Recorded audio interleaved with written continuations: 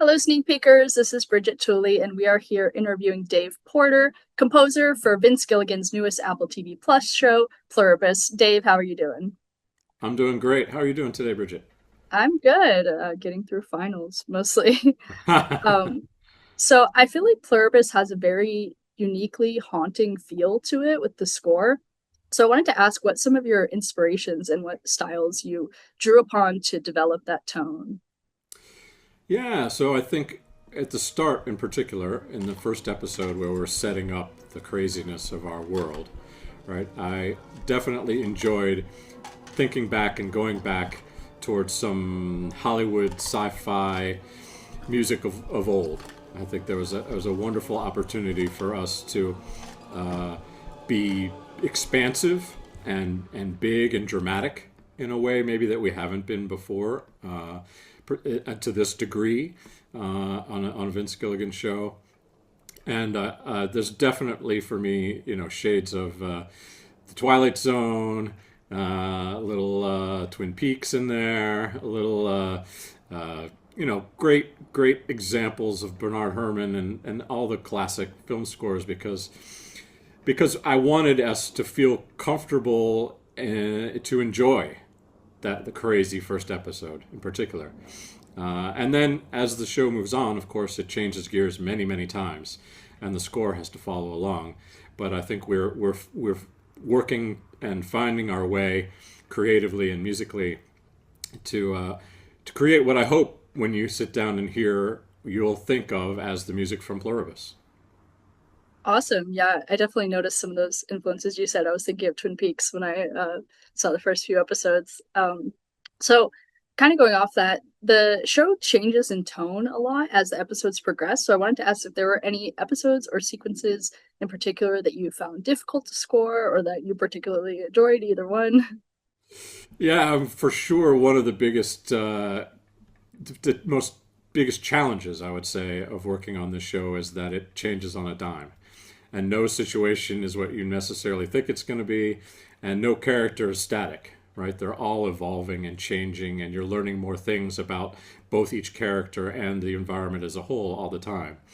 So the score has to have this flexibility about it and has to be able to adapt right along with it. And that's been a fun challenge and an exciting challenge. And it's taken me a lot of different places for sure. One totally crazy moment that was in the episode I think that aired this past week was a scene in Las Vegas, which is a dramatic fantasy, it turns out, without giving up too much away. That is deeply rooted in a Vegas vibe, right? And I got to channel my inner John Barry and do some of that kind of score, which I've never really done before, and had so much fun doing it. So that the show is giving me all kinds of fun opportunities to stretch my legs and go new places. Yeah, that's awesome. I love the diversity of the sound that's in the show. Something I thought was really interesting, I read in another interview that you said that you specifically made the choice to not have a distinct difference in the music between Carol and the others. I wanted to ask if you could elaborate on that choice and why you specifically chose to blur those lines, because in the show they're portrayed in such stark contrast. Yeah, they are, at least for now. I think that the what's great about Vince's take on this genre, right, and this his whole thought process behind this, is that there really are no stark contrasts. There's no black and white here, and what we're talking about thematically so much is precisely the gray areas in between, right? Carol is a hero, but she's not a lovable hero. She's not, she's not a superhero by any means. She's a human. And by contrast, the others, as we call them, the hive mind, is obviously terrifying and creepy. But there's a lot about them that's positive too, and we're always looking to confuse the issue, if you will, right, and make it less stark and less black and white, and explore those regions in between. So yes, particularly musically, I'm taking care not to take sides, And I want the music to be able to, again, be flexible enough to show all the different nuances of both Carol and how much we love her and how much she drives us crazy, and the others and how much they terrify us and how much we can also find them maybe even a little seductive. Awesome. And kind of going off that regarding the voice of the hive mind, in the main theme and at various other parts throughout the score, you have this kind of menacing choir that's like a cappella. Could you Hmm. walk through the process of how you develop the tone and the language of that collective hive mind? Yeah, for sure. And again, it has to be many different things. It has to be at times scary and at times not, and maybe even exciting. But I did know, I think, from very early conversations with Vince Gilligan and our team, that human voices were going to be a really great way to help tell this story. Because at the heart of it, what we're talking about here is really, it comes down to as basic as what is being human, right? What's involved in being human, and what is interesting and fascinating about being an individual human, and what is interesting and fascinating about us collectively as humans living and working together. And so for me, there was really no orchestrational choice, right, that would be more human than the human voice. We all have one. Some of us have better ones than others, but we all have voices and we all use them, and they're such indelible part of how we survive and a part of being human. So I'm using the voices for everybody. I'm using voices singularly for Carol. I'm using voices in groups for the others. But on the other hand, I'm flipping that around sometimes too, and I'm using them in conjunction, and I'm using them in ways that are scary, but I'm also using them in ways that are uplifting and positive.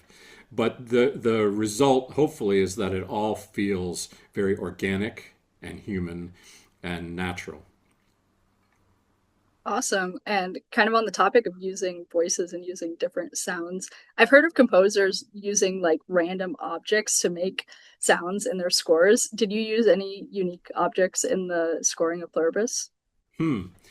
Not actually as much as I probably have in some of my other shows with Vince Gilligan. We did an awful lot of that in Breaking Bad and Better Call Saul. I think the foundation of this score is the voices and the orchestra. Although I did have, I can't help myself. I'm always plinking around with certain stuff, and particularly some interesting percussion elements I've been using.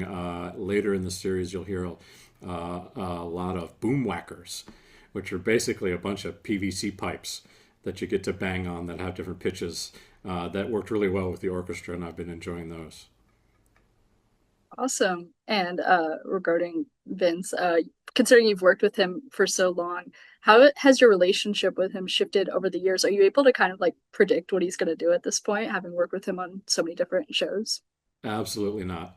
I have never ever, and I'm just as surprised as everybody else when these twists and turns come along in these stories, and always amazed by them, and always think, wow, they've really painted themselves in a corner here. How are they going to get out of this? And then they always do. If there's anything that I've learned is to no longer question it, just to run with it. And in terms of our relationship, I've been so blessed to know him for so long, and not only Vince, but so many members of our team. They're family to me. They know my children. I spend more time with them sometimes than my own family, and they're just some of my greatest friends and creative partners in so many ways. And I'm just so thankful for them, all of them. Yeah, I think that's one of the great things about film and television as a medium is that it's a collaborative art form and the bonds you form with the other people you create things with. Well Um, said. Considering I think this is your first time working with Vince outside of that Breaking Bad universe. How has your approach to scoring Pluribus been different to your approach to scoring Better Call Saul, Breaking Bad, etc.? Yeah, exactly right. We're coming up on almost 2 decades of working together, believe it or not. But this is the first time since the pilot episode of Breaking Bad that we're starting totally fresh with a whole new universe. Obviously, Breaking Bad and Better Call Saul go lots of different places and have a lot of different creative twists and turns to them. But at their core, they had something that they all shared. Whereas this show was completely new. So we really actually did take a lot of time to talk about how this show can be different. And we really wanted to plant our flag in the ground, especially to those who were very familiar with Vince's other shows, that this was something very different and that we were trying to achieve something very different. And that meant, for me, musically trying out things we never had done or wanted to do on the other shows. But also, even more fundamental than that, really going into the depth of our routine and how we work and reanalyzing, taking it all down to the studs and really rethinking about how we use music, how we think about using music, and so that we weren't falling into any old habits and that we were really trying to be as fresh as possible as we looked at this brilliant new world that he's created. Yeah, for sure. And I can't help but ask because I noticed at the end of the Pluribus credits, it says this show is made by humans. And I feel like it's particularly relevant to the show's themes. I know Vince has been very outspoken about his opinions on AI. So I wanted to ask in the like film and TV composing industry, how prevalent is AI use? I know in the music industry, like AI artists are charting on billboards. So, Yeah, I guess where is film and television and all this that? is a fascinating question, and I'm unfortunately not the person to ask because I don't know any better than you. I'd be fascinated to know. Certainly, there isn't any going on in this studio at my place, but that doesn't mean it isn't happening out there, and not that it's all bad. Even, I don't I'm not probably as hip or as knowledgeable to it as I should be, and obviously it is finding worming its way into everything that we do, and it's only a matter of time. So it will be interesting to see how and in what way composers use this technology, as has been true of every advance in technology and in what we do over the years. Yeah, for sure. I'm really curious to see where all creative industries end up going with it. For sure. Um, well, I believe that is all the questions I had. Thank you so much for your time, Dave. I really appreciate this interview. It's been great to talk with you. You're welcome, Bridget. I enjoyed it. Hope you have a great day.